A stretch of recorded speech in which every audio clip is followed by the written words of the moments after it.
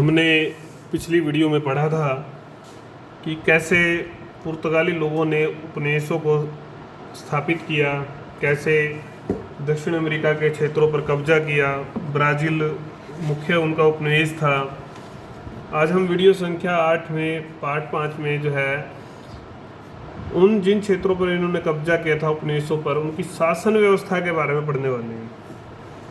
शासन व्यवस्था स्पेन की भांति व्यवस्थित तो नहीं थी, लेकिन जो पुर्तगाल के जो उनका खुद का जो राज्य था, वैसे ही शासन व्यवस्था यहाँ प्रतिबिंबित होती है। लेकिन सबसे बड़ी बात क्या थी इस सब के बावजूद कि वो सरल थी, उपयोगी थी, शासन चलाने में लाभकारी थी। उस समय इन्होंने किया क्या, शासन व्यवस्था के लिए एक समान नीति अपनाई। इन्होंने समान नीति अपनाकर उपयोगिता के आधार पर जो भी उपनिवेश थे, जितना भी क्षेत्र था, उसको विभाजित कर दिया। बराबर विभाजित कर प्रत्येक क्षेत्र का जो है एक गवर्नर नियुक्त किया गया। वो जो गवर्नर था वो शासक का प्रतिनिधि के रूप में भी काम करता। हालांकि उसको निरंकुश शक्तियाँ जैसे कि शासक को प्राप्त थी वैसी भी प्राप्त थी। उसको निर्देश थे कि आप जैसी आवश्यकता है, जैसी ज़रूरत है, उसके अनुरूप शासन चलाएं। उसने उसी अनुरूप काम किया।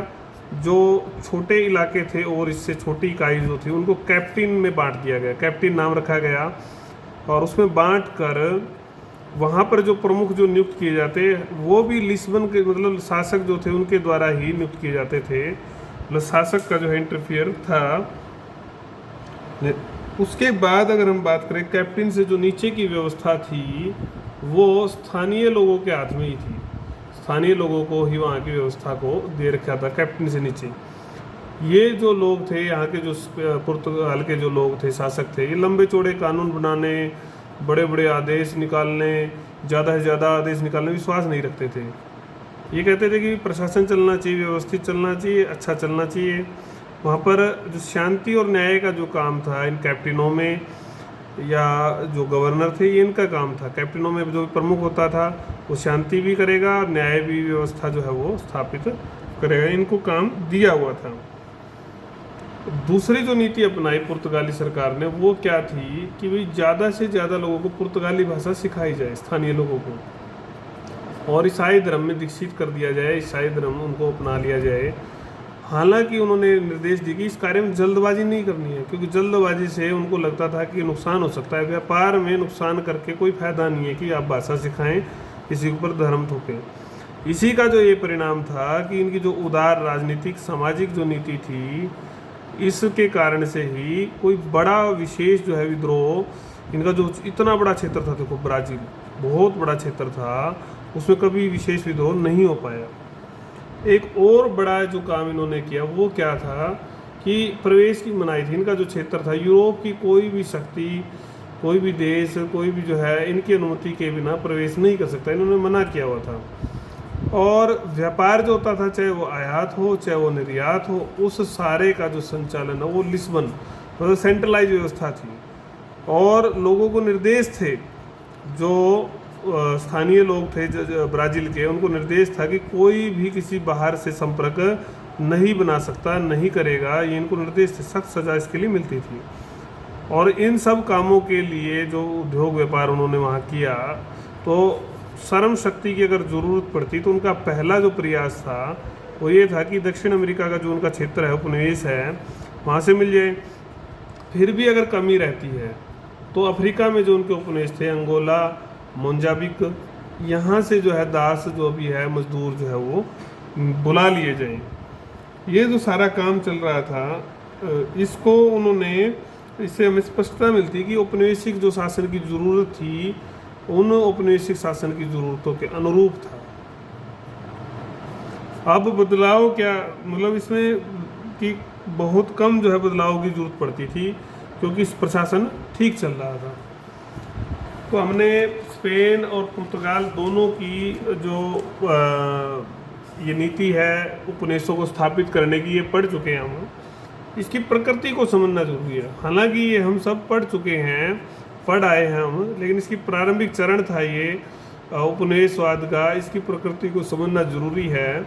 इसमें वही बात पढ़ेंगे हम, थोड़ा पॉइंट्स में पढ़ेंगे, व्यवस्थित पढ़ेंगे हम भी। देखो आपको पता है कि जो ये व्यवस्था चली, प्राचीन उपनिवेशिक व्यवस्था चली, इसका जो नेतृत्व है स्पेन और पुर्तगाल कर रहे थे। इनके प्रभाव क्षेत्र हालांकि अलग अलग थे। पुर्तगाल ने अधिक क्षेत्रों की खोज की थी। इसका प्रभाव जो है पूर्वी क्षेत्रों में विशेष रूप से था, जबकि स्पेन के जो सबसे ज़्यादा उपनिवेश थे वो किस में थे? अमेरिका में थे। पुर्तगाली सोना चांदी जो है ना इकट्ठा करने में बहुमूल्य वस्तुएं एकत्रित करना चाह रहे थे, जबकि स्पेन का ध्यान संसाधन जो थे उनके प्राकृतिक, उनका दोहन, उनका शोषण ज़्यादा से ज़्यादा वो करना था। जहां इनके एक और नीति अपना रखी थी, जिस क्षेत्र में इनके प्रत्यक्ष हित हल नहीं होते थे, मतलब कोई लाभ डायरेक्ट नहीं मिलता था, सोना चांदी नहीं मिला या कोई और चीज़ नहीं मिली, उसको ऊपर भी इन्होंने कहा कि नियंत्रण जरूरी है। क्यों? क्योंकि कोई मौका न मिले विरोधी को, प्रतिस्पर्धी को, वो क्षेत्र उसको हथियार ले, और इसलिए ये कोशिश करते थे कि भी नियंत्रण अपना बना रहे, चाहे डायरेक्ट अभी उस क्षेत्र से लाभ नहीं आ रहा। एक बड़ी कमी जो थी इनकी, ये औद्योगिक नहीं बन पाए, औद्योगिक समाज नहीं बन पाया, व्यापारी तो बने। इसके कारण से ये क्या करते थे, उत्पाद इन्होंने ले लिए एक जगह से, अब वहाँ पर जो इनका उपनिवेश है, वहाँ पर जो उत्पाद इनको बेचने हैं, तैयार माल बेचना है, तो ये खुद तैयार करके नहीं बेच के दूसरी जगह से माल खरीदा और वो यहाँ पर उपनिवेशों में बेच दिया। अगर ये खुद माल बनाते तो ये उद्योगपति बनते, नई क्रांति वहाँ पर आती, ये इसके कारण से नहीं आए। इसलिए परजीवी भी कहलाए थे, हमने पढ़ा था कि दूसरों पर ही निर्भर थे। इस सारे का जो परिणाम था कि 18वीं शताब्दी तक जो है ये कमज़ोर पड़ते गए, और इंग्लैंड, फ्रांस, हॉलैंड, आपको पता ही है, इन सब लोगों ने जो है मजबूती हासिल कर ली थी। अब इन्होंने व्यवस्था के अनुरूप, ज़रूरत के अनुरूप परिवर्तन नहीं किए। जब ज़रूरत थी तो ये नए क्षेत्र भी जो है नहीं जोड़ सके, और धीरे धीरे इनकी स्थिति जो है वो कमज़ोर होती गई। तो ये बात हमने पढ़ी कि प्राचीन जो औपनिवेशिक व्यवस्था थी उसकी प्रकृति कैसी थी, क्या क्या उसमें स्पेन और पुर्तगाल की नीतियाँ रहीं, उनकी क्या सोच थी, क्या समझ थी। आज हम दूसरा जो मुख्य प्रश्न है हमारा, जो इम्पोर्टेंट भी है, आ भी सकता है बड़े क्वेश्चन में, वो है कि इन ये जो प्राचीन औपनिवेशिक व्यवस्था थी, जो स्पेन और पुर्तगाल के काम थे, इससे अमेरिका पर क्या प्रभाव पड़ा, क्या नई नई चीज़ें यहाँ पर आई। इसमें जो पहला बिंदु है वो है नए समुद्री मार्गों का खुलना। पहले तो क्या था कि ज़्यादातर व्यापार स्थल मार्ग से ही होता था 14वीं शताब्दी तक, तो नए मार्गों का पता ही नहीं था। लेकिन अब जब नए मार्गों की खोज शुरू हो गई तो नए नए मार्ग मिले भी, तो उन मार्गों से जो है आंतरिक समुद्रिक जो व्यापार था उसका रास्ता खुल गया। पहले केवल एक महासागर से आगे जाने का कोई रास्ता नहीं था, सीमाएं नहीं पता थी। अब जो है सीमाएं नहीं रही, अब आप कहीं भी जा सकते थे। ये जब आंतरिक समुद्र मार्ग मिले तो इसके परिणाम स्वरूप जो लोग पहले जो है कैरिबियन, मैक्सिको और आपके जो है अमेरिकी महाद्वीपों की ओर जो है कोई जहाज नहीं जाता था। लेकिन अब परिणाम क्या हुआ कि कोलंबस और कैब्राल जैसे जो नाविक थे, उन लोगों ने मार्ग खोजे, तो अब काफ़ी जहाज, काफ़ी नाविक जो है, काफ़ी देशों के लोग वहाँ पर गए और उपनिवेश स्थापित किए। एक काम तो ये हुआ। दूसरा जो नुकसान था, जो बड़ा नुकसान जो है अमेरिकी लोगों को हुआ, वहाँ की जनसंख्या को हुआ, उस जनसंख्या का विलोपन हो गया। स्थानीय लोगों के लिए जो इनकी नीति थी वो घातक सिद्ध हुई। इन लोगों ने उस क्षेत्रों पर कब्जा कर वहाँ युद्ध किए, युद्ध कब्जे के लिए किए, फिर वहाँ पर जो है कत्लेआम किया, मारा पीटा, उनसे ज़बरदस्ती काम भी लिया। जहाँ तक उनका शोषण होता था वो किया गया, और रही कहीं कसर जो है चेचक और प्लेग जैसी महामारी ने पूरी कर दी। बड़ी संख्या में लोग जो है मारे गए इन बीमारियों में। और एक काम क्या किया कि जंगल जो है साफ कर दिए गए थे। इन लोगों को अपने स्वार्थों के लिए यूरोप वासियों ने जंगल साफ करवा दिए, संसाधनों का दोहन करने के लिए, लकड़ी काटने के लिए। तो जो किनारे पर रहने को, ये जो है नदियों के किनारे रहने को मजबूर हो गए। तो इनको बेदखली जो है एक प्रकार से बेदखली दे दी गई।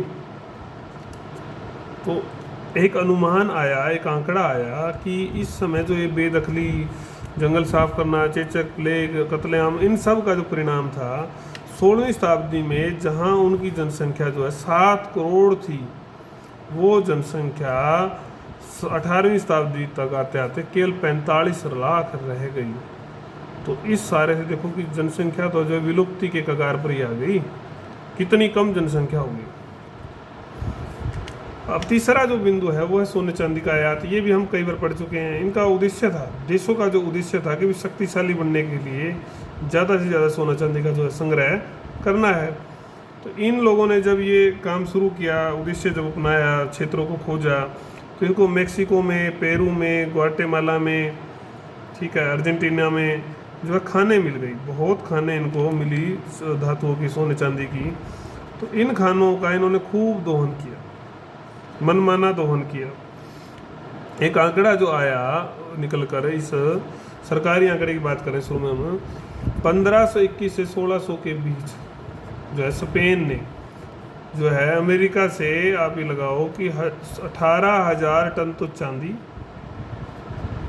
और 200 टन सोना जो है आयात कर लिया, वहाँ ले गए। ये आंकड़ा सरकारी है, लेकिन अनुमान ये है कि इससे दुगना जो है उन्होंने यहाँ से लूटा होगा, क्यों लूटी थी ये। और जहाँ सोना चांदी नहीं मिला, प्राकृतिक संसाधन थे जैसे लकड़ी, उसकी खूब लूट की। मतलब कोई संसाधन इन लोगों ने नहीं छोड़ा। ये इनकी नीति थी, इनकी स्पेन और पुर्तगाल की। और ये प्रभाव अमेरिका पर ही पड़ रहे थे, चाहे सोना, वो गरीब हो गए, उनका सोना चांदी, उनके संसाधन लूटे, स्थानीय जनसंख्या का विलोपन हुआ। नए समुद्री मार्गों से तो पुर्तगाल और यूरोप को ही फायदा हुआ। बाद में ठीक है कि अमेरिका को भी लाभ होगा, वो अलग चीज़ है, लेकिन एक बार तो इस सारी व्यवस्था से इनका शोषण ही हुआ। अगला जो हमारा लेक्चर होगा, क्योंकि हमने आपको कहा है कि हम थोड़ा थोड़ा ही आपको कराएंगे एक लेक्चर में, ताकि छोटा लेक्चर आप समझें, उसको 2 या 3 बार रिवाइज करें। अब मान लो कि हमारा वैसे 45 मिनट का जो है पीरियड होता था, अब मैं 12 से 15 मिनट का आपको लेक्चर दे रहा हूँ, तो उसको आप 2 बार 3 बार भी जो है अगर रिपीट करके अगर उसके नोट्स बना लेंगे, लिख लेंगे, तो आपका काम जो है उतना ही टाइम लगा आपको। एक दिन में मैं एक लेक्चर से ज़्यादा आपको दे नहीं रहा। तो काम करना तो अब आपकी जिम्मेवारी है, ठीक से आप करें। कोई बात ना समझ में आए तो पूछें।